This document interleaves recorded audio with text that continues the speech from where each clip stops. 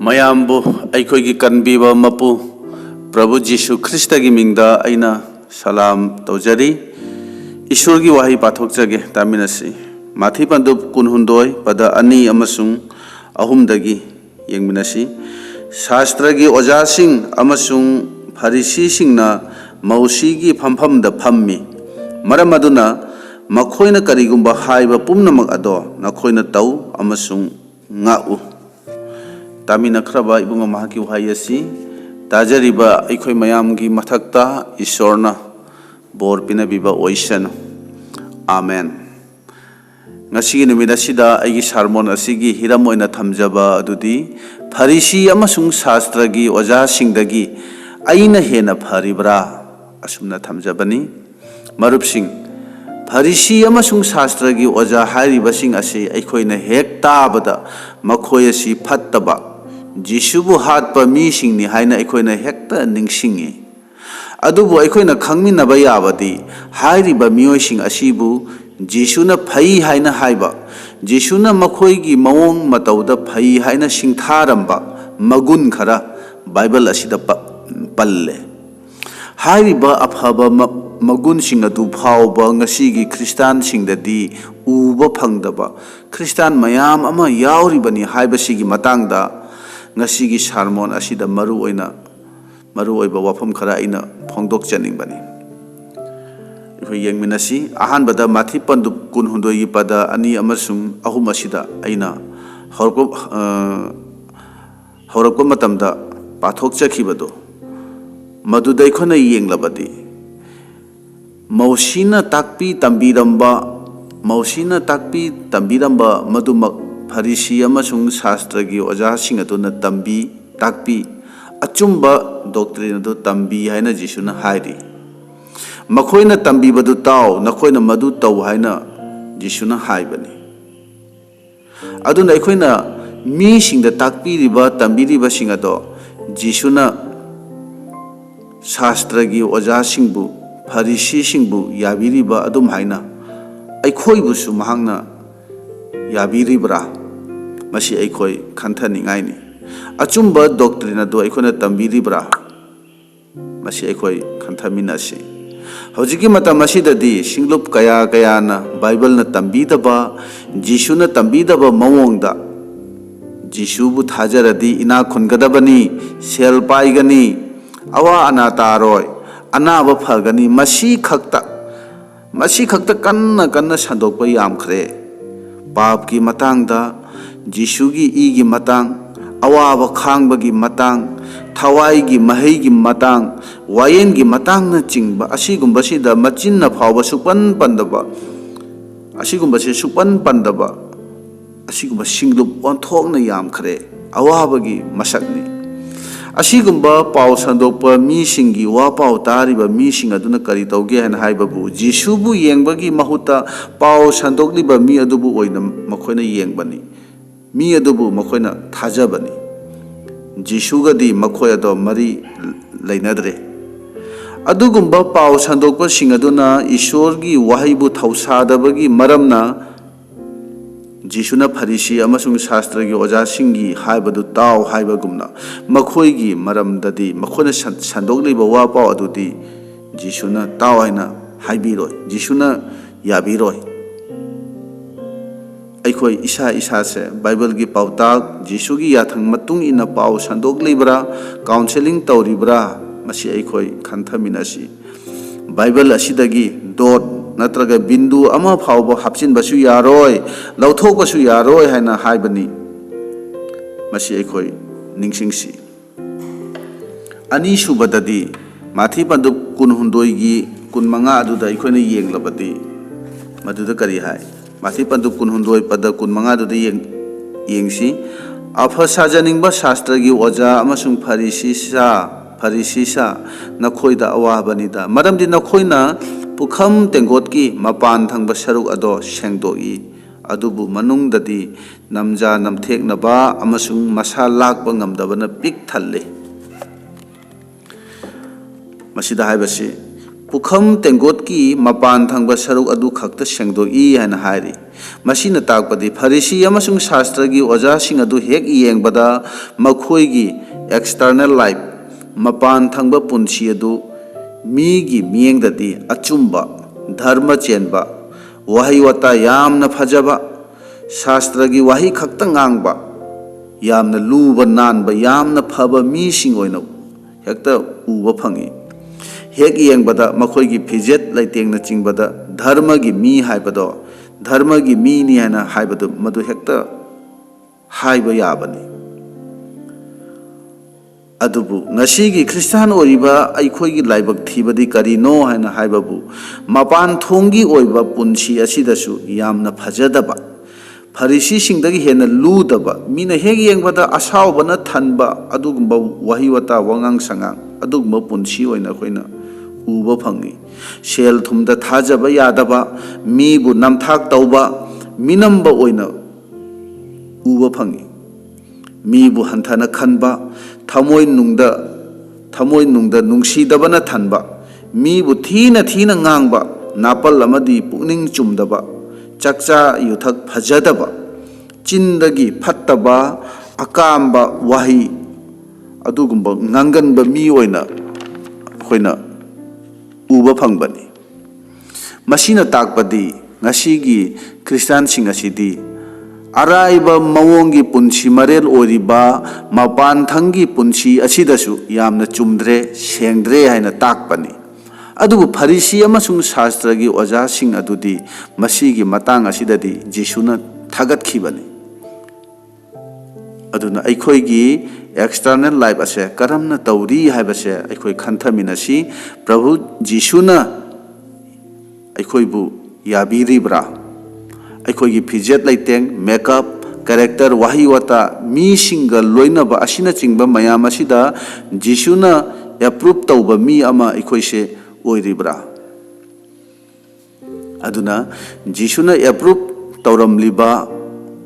फरीसी अमसुंग शास्त्र की ओजा सिंगी अफबा वाफम सिंग अदुदी करिनो हैना हाइबाबु अहानबदा बिब्लिकल ओइबा हाइदी मौसीगी मतुंग इन्ना मौसीगी याथंग मतुंग इन्ना अचुंबा डॉक्ट्रिन तंबीबा अदुगा अनीसुबदना एक्सटर्नल लाइफ मपान थंगबा पुंसी मरेलदा फजबा सिनी अदुबु अवाबदी करिनो हैना हायरगदी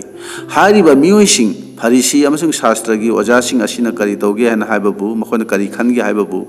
मपान थंगबगी ओइबा असेंगबा अचुंबा पुंसी मरेल असिदा पेंथोक्तुना धर्म चेनबनी हैना खंजदुना सैटिस्फाइड ओइदुना अतोपबु हंथाना खल्लगा अतोप मीसिंगबु हंथाना खल्लगा मखोइना हिंगलम्मी हौजिकी मतंगी क्रिस्तान कयामसु असुमना पेंथोक्तुना हिंगनरी मपान थोंगी ओइबा ताकपी तंबीबदा वही वतादा फिजेट लैतेंगदा यामना नानबा टेस्टिमोनीसु यामना फजबा मीसिंगना येंगबदसु असेंगबा अचुंबा ओइना उबा अदुबु नुंगी ओइबा पुंसीदा येंगलुरगदी मदुदा असोइबा मपुंग फादबा मयाम अमा थन्ना अखोइना उबा फंगबनी जिसुना तंबीरिबा महाक्ना पामलिबा अदुदी करिनो हैना हायबाबु अनौबा वालेपनबगी मतुंग इन्ना नुंगी ओइबा पुंसी इंटरनल लाइफ की असेंगबा पुंसी अदुनी मदुबु मरु ओइना जिसुना येंगबनी मदुगी मतांग अदुदा फरीसी अमसुंग शास्त्र की ओजासिंग अदो फेल ओइखिबनी मसीदनी ngasiगी क्रिस्तान कया कयानसु माइ थीरिबा महै यानदबा थवाइगी पुंसी ओइद्रिबा मखोइसिंग असिदनी जिसुना माथि पंदु कुन हुंदोइगी पद कुंथ्राउंदोइदा लिलसा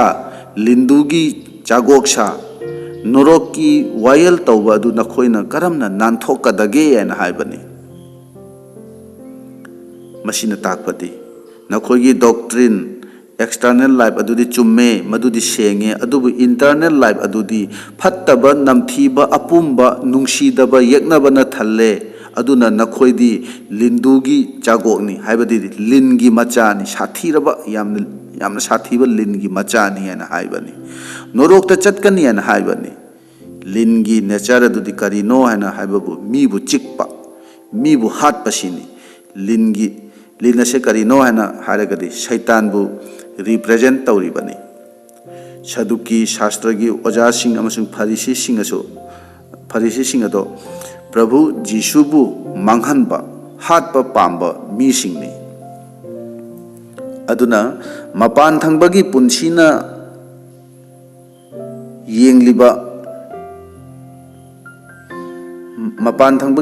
ꯁꯦꯡꯂꯤꯕ ꯑꯁꯨꯝꯅ ꯑꯩꯈꯣꯏꯒꯤ ꯑꯦꯛꯁꯇꯔꯅꯦꯜ ꯂꯥꯏꯐ ꯑꯁꯤꯅ ꯁꯦꯡꯂꯤꯕ ꯑꯁꯨꯝꯅ ꯅꯨꯡꯒꯤ ꯑꯣꯏꯕ ꯄꯨꯟꯁꯤꯁꯨ ꯑꯩꯈꯣꯏꯁꯦ ꯁꯦꯡꯂꯤꯕ꯭ꯔꯥ? ꯑꯩꯈꯣꯏ ꯏꯁꯥꯅ ꯏꯁꯥꯗ ꯋꯥꯍꯪ ꯍꯪꯁꯤ꯫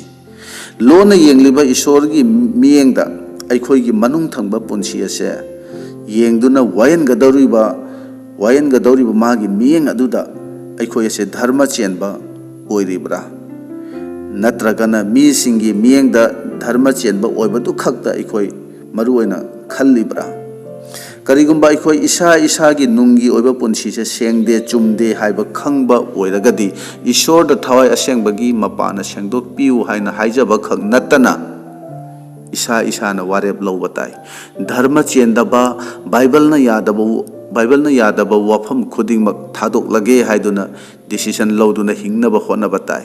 ꯃꯗꯨꯗ ꯊꯋꯥꯏ ꯑꯁꯦꯡꯕꯅ ꯁꯣꯏꯗꯅ ꯑꯩꯈꯣꯏꯗ ꯄꯥꯡꯕꯤꯒꯅꯤ꯫ ꯑꯗꯨꯅ ꯖꯤꯁꯨꯒꯨꯝꯅ ꯍꯤꯡꯕ ꯉꯝꯅꯅꯕ, ꯃꯍꯥꯛꯀꯨꯝꯅ ꯑꯩꯕꯨ ꯃꯤꯁꯤꯡꯅ ꯎꯅꯕ, ꯃꯍꯥꯛꯀꯨꯝꯅ ꯑꯩꯕꯨ ꯃꯤꯅ ꯈꯟꯅꯅꯕ ꯏꯁꯥꯅꯁꯨ ꯋꯥꯔꯦꯞ ꯂꯧꯗꯨꯅ ꯍꯣꯠꯅꯕ ꯑꯃ ꯆꯪꯏ꯫ ꯃꯗꯨꯗ ꯊꯋꯥꯏ ꯑꯁꯦꯡꯕꯅ ꯑꯩꯈꯣꯏꯕꯨ ꯄꯥꯡꯕꯤꯕꯅꯤ꯫ ꯖꯤꯁꯨꯕꯨꯁꯨ ꯁꯩꯇꯥꯟꯅ ꯀꯌꯥꯔꯛ ꯃꯥꯏꯊꯤꯍꯟꯅꯅꯕ ꯊꯦꯝꯂꯕꯁꯨ ꯖꯤꯁꯨꯅ ꯉꯝꯈꯤ꯫ ꯃꯍꯥꯛ ꯙꯔꯃ ꯆꯦꯟꯕ ꯑꯣꯏꯅ ꯂꯩꯈꯤꯕꯅꯤ꯫ ꯑꯗꯨꯅ ꯖꯤꯁꯨꯅ ꯑꯩꯕꯨ ꯂꯣꯏꯅꯔꯤ, ꯑꯩꯁꯨ ꯃꯥꯒꯨꯝꯅ ꯙꯔꯃ ꯆꯦꯟꯕ ꯑꯃ ꯑꯣꯏꯒꯅꯤ ꯍꯥꯏꯅ ꯋꯥꯔꯦꯞ ꯂꯧꯕ ꯇꯥꯏ꯫ ꯅꯣꯡꯃ ꯅꯣꯡꯃꯒꯤ ꯄꯨꯟꯁꯤꯅ ꯑꯐꯕ ꯙꯔꯃ ꯆꯦꯟꯕ ꯋꯥꯔꯦꯞ ꯑꯃꯃꯝ ꯂꯧꯗꯨꯅ ꯅꯣꯡꯃ ꯅꯣꯡꯃꯒꯤ ꯄꯨꯟꯁꯤꯅ ꯍꯤꯡꯕ ꯇꯥꯕꯅꯤ꯫ ꯑꯩꯅ ꯂꯧꯔꯤꯕ ꯋꯥꯔꯦꯞ ꯑꯗꯨꯒꯤ ꯃꯇꯨꯡ ꯏꯟꯅ ꯑꯩꯒꯤ ꯑꯣꯏꯐꯝ ꯊꯣꯛꯄ ꯀꯟꯗꯤꯁꯟ ꯑꯗꯣ ꯑꯩꯒꯤ ꯄꯨꯟꯁꯤꯅ ꯑꯣꯏꯒꯗꯧꯔꯤꯕꯅꯤ ꯍꯥꯏꯕꯁꯦ ꯃꯁꯤ ꯑꯩꯈꯣই ꯈꯪꯕ ꯐꯩ꯫ ꯑꯃꯨꯛꯀ ꯍꯟꯅ ꯑꯩ ꯍꯥꯏꯖꯒꯦ, ꯑꯩꯅ ꯂꯧꯔꯤꯕ ꯋꯥꯔꯦꯞ ꯑꯗꯨꯒꯤ ꯃꯇꯨꯡ ꯏꯟꯅ, ꯑꯩꯅ ꯅꯣꯡꯃ ꯅꯣꯡꯃꯒꯤ ꯂꯧꯔꯤꯕ ꯋꯥꯔꯦꯞ ꯑꯗꯨꯒꯤ ꯃꯇꯨꯡ ꯏꯟꯅ ꯑꯩꯒꯤ ꯑꯣꯏꯐꯝ ꯊꯣꯛꯄ ꯀꯟꯗꯤꯁꯟ ꯑꯗꯣ ꯑꯩꯒꯤ ꯄꯨꯟꯁꯤꯅ ꯑꯣꯏꯒꯗꯧꯔꯤꯕꯅꯤ ꯍꯥꯏꯕꯁꯦ ꯃꯁꯤ ꯑꯩꯈꯣই ꯈꯪꯁꯤ꯫ ꯑꯩꯈꯣꯏꯒꯤ ꯃꯅꯨꯡ ꯊꯪꯕ ꯃꯤ ꯑꯁꯤꯅ ꯀꯔꯤ ꯈꯜꯂꯤ ꯍꯥꯏꯕꯁꯦ ꯄ꯭ꯔꯚꯨꯅ ꯃꯨꯟꯅ ꯌꯦꯡꯂꯤꯕꯅꯤ ꯍꯥꯏꯕꯁꯦ ꯑꯩꯈꯣই ꯅꯤꯡꯁꯤꯡꯁꯤ꯫ ꯑꯩꯅ ꯑꯊꯦꯝꯕꯒꯤ ꯃꯈꯥ ꯄꯣꯜꯂꯣꯏ ꯍꯥꯏꯅ ꯑꯩꯈꯣই ꯋꯥꯔꯦꯞ ꯂꯧꯕ ꯇꯥꯏ꯫ ꯑꯩꯈꯣꯏꯅ ꯈꯪꯉꯤ, ꯏꯁꯣꯔꯅ ꯑꯕ꯭ꯔꯥꯍꯥꯝꯗ ꯏꯁꯥꯛꯄꯨ ꯀꯠꯊꯣꯛꯅꯅꯕ ꯍꯥꯏꯕꯗꯨ ꯃꯍꯥꯛ ꯈꯛꯇꯅ ꯇꯥꯕꯅꯤ꯫ ꯃꯍꯥꯛꯀꯤ ꯅꯨꯄꯤ ꯁꯥꯔꯥꯅꯁꯨ, ꯃꯆꯥꯅꯨꯄꯥ ꯏꯁꯥꯛꯅꯁꯨ, ꯃꯥꯒꯤ ꯃꯤꯅꯥꯏꯁꯤꯡꯅꯁꯨ ꯃꯗꯨ ꯇꯥꯈꯤꯗꯦ꯫ ꯏꯁꯣꯔꯅ ꯍꯥꯏꯕꯗꯨ ꯇꯥꯁꯤꯟꯅꯗꯗꯨꯅ ꯑꯕ꯭ꯔꯥꯍꯥꯝꯅ ꯇꯨꯃꯤꯟꯅ ꯂꯩꯁꯤꯟꯕ ꯌꯥꯕꯅꯤ꯫ ꯀꯅꯥꯅꯁꯨ ꯈꯪꯂꯣꯏ꯫ ꯏꯁꯣꯔꯒꯤ ꯍꯥꯏꯕ ꯏꯟꯗꯦ ꯍꯥꯏꯗꯨꯅ ꯀꯅꯥꯅꯁꯨ ꯍꯥꯏꯔꯝꯂꯣꯏ꯫ ꯃꯍꯥꯛꯄꯨ ꯃꯤꯁꯤꯡꯅ ꯙꯔꯃ ꯆꯦꯟꯕꯅꯤ ꯍꯥꯏꯅ ꯑꯁꯨꯝ ꯍꯥꯏꯅꯒꯅꯤ꯫ ꯇꯧꯕꯇꯕꯨ ꯏꯁꯣꯔꯒꯤ ꯃꯤꯠꯌꯦꯡꯗꯗꯤ ꯃꯍꯥꯛ ꯑꯔꯥꯟꯕ ꯇꯥꯔꯅꯤ꯫ ꯑꯗꯨꯕꯨ ꯑꯕ꯭ꯔꯥꯍꯥꯝꯗꯤ ꯃꯄꯥꯟ ꯊꯪꯕ ꯃꯅꯨꯡ ꯊꯪꯕ ꯃꯤ ꯑꯅꯤꯃꯛꯇ ꯙꯔꯃ ꯆꯦꯟꯕ ꯑꯣꯏꯕꯒꯤ ꯃꯔꯝꯅ, ꯏꯁꯣꯔꯕꯨ ꯅꯨꯡꯁꯤꯕꯒꯤ ꯃꯔꯝꯅ ꯏꯁꯣꯔꯒꯤ ꯍꯥꯏꯕꯗꯣ ꯏꯟꯈꯤ꯫ ꯏꯁꯥꯛꯄꯨ ꯏꯁꯣꯔꯗ ꯃꯩꯗ ꯊꯥꯗꯨꯅ ꯀꯠꯀꯗꯧꯕ ꯑꯗꯨꯗ ꯃꯤꯁꯤꯡꯅ ꯀꯔꯤ ꯈꯟꯈꯤꯅꯤ, ꯃꯤꯁꯤꯡꯅ ꯀꯔꯤ ꯍꯥꯏꯈꯤꯅꯤ ꯍꯥꯏꯕꯗꯣ ꯃꯍꯥꯛꯅ ꯋꯥꯈꯜ ꯀꯔꯤꯁꯨ ꯇꯧꯈꯤꯗꯦ꯫ ꯑꯗꯨꯅ ꯑꯗꯣꯝꯒꯤ ꯁꯦꯀ꯭ꯔꯦꯠ ꯂꯥꯏꯐ ꯅꯠꯇ꯭ꯔꯒ ꯑꯗꯣꯝꯒꯤ ꯄ꯭ꯔꯥꯏꯚꯦꯠ ꯑꯣꯏꯕ ꯄꯨꯟꯁꯤ ꯑꯗꯨꯅꯁꯨ ꯏꯁꯣꯔꯒꯤ ꯍꯥꯏꯕ ꯏꯜꯂꯤꯕ꯭ꯔꯥ ꯋꯥꯈꯜ ꯇꯧꯕꯤꯌꯨ꯫ ꯑꯩꯈꯣই ꯃꯤꯑꯣꯏꯕꯒꯤ ꯄꯨꯟꯁꯤ ꯑꯁꯦ 10% ꯈꯛꯇꯅꯤ ꯃꯤꯃꯥꯡꯗ ꯍꯤꯡꯕ ꯄꯨꯟꯁꯤ ꯑꯣꯏꯔꯤꯕ꯫ ꯑꯗꯨꯕꯨ 90%ꯗꯤ ꯀꯅꯥꯅꯁꯨ ꯈꯪꯗꯕ ꯄꯨꯟꯁꯤ ꯑꯃꯗ ꯑꯩꯈꯣꯏꯅ ꯍꯤꯡꯂꯤꯕꯅꯤ ꯍꯥꯏꯕꯁꯦ ꯑꯩꯈꯣই ꯃꯁꯤ ꯈꯪꯕ ꯐꯩ꯫ 10% ꯈꯛꯇꯅꯤ ꯑꯩꯈꯣꯏꯒꯤ ꯄꯨꯟꯁꯤ ꯑꯁꯦ ꯃꯤꯅ ꯎꯕ, ꯑꯗꯨꯕꯨ 90%ꯗꯤ ꯀꯅꯥꯅꯁꯨ ꯎꯗꯦ, ꯀꯅꯥꯅꯁꯨ ꯈꯪꯗꯦ꯫ ꯑꯗꯨꯒꯨꯝꯕ ꯃꯑꯣꯡ ꯑꯃꯗ ꯅꯪ ꯑꯩꯅ ꯍꯤꯡꯂꯤꯕꯅꯤ꯫ ꯄ꯭ꯔꯚꯨ ꯖꯤꯁꯨꯅ external ꯂꯥꯏꯐꯇꯒꯤꯗꯤ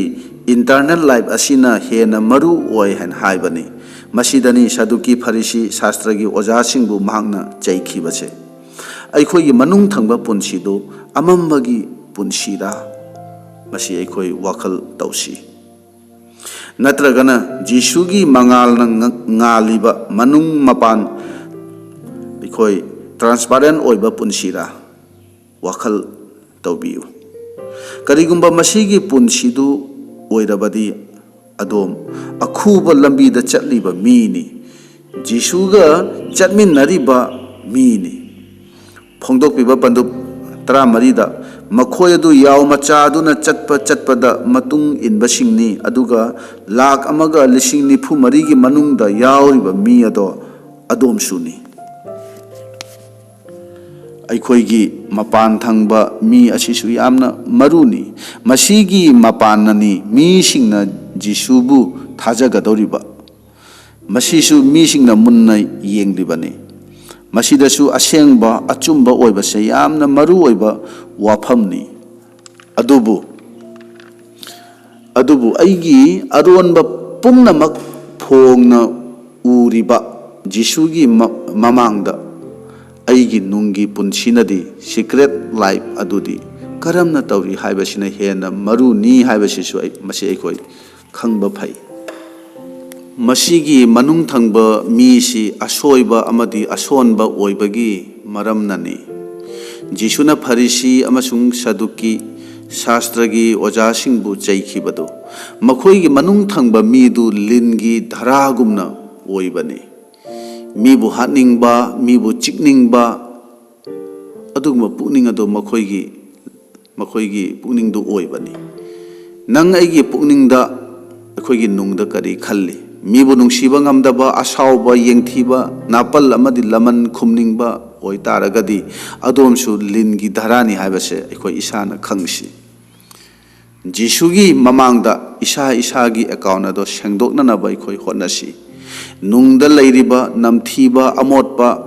amamba pumba aikoi sengdoksi masi pumba leitaragadi aikoi ase lingi dhara lingi macha lingi pukning leibani haibase aikoi isana khangsi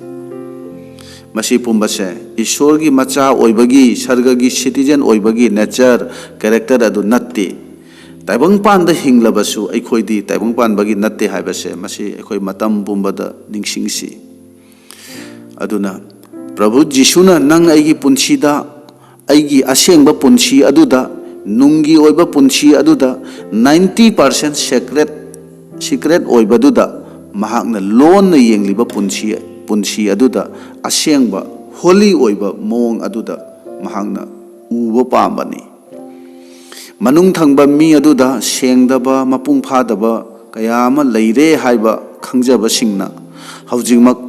Ishorda aikoi haijasi aigi asoiba asonba sigi damo aibu ngakpiu kanbiu nangi mayokta leiriba aigi punsi wakhal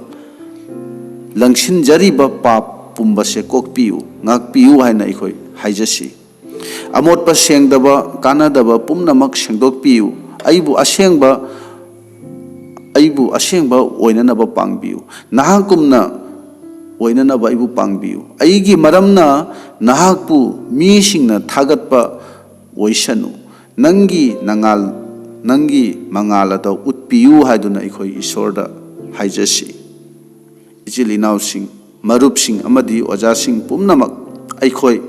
wakhal tauminnasi external amadi internal life animak soiraba punsi mahing amada aikoi se hinglibara aidi chummi aidi phai haina isa tana khanjaba adubu Ishorgi miyengdadi aranba tagadauba adugba punsida nang aina hinglibara nang aigi mapan thangba punsi marel adu phauba phajadabagi maramna miyoi kayana aise khudi thifam oiribra wakhal tausi aduna internal life aikhoigi manung thangba punsi mahingdo hana sengdoksi adu oitaradi external haibadi mapan thangba punsi ado masana asum phajaba asengba ingthaba nungsibana thanba borgi masak oraba punsi ado masana asum oijarakani tamina khraba wahi ase ikoi mayamgi mathakta Ishorna bor pinabiba oirasanu amen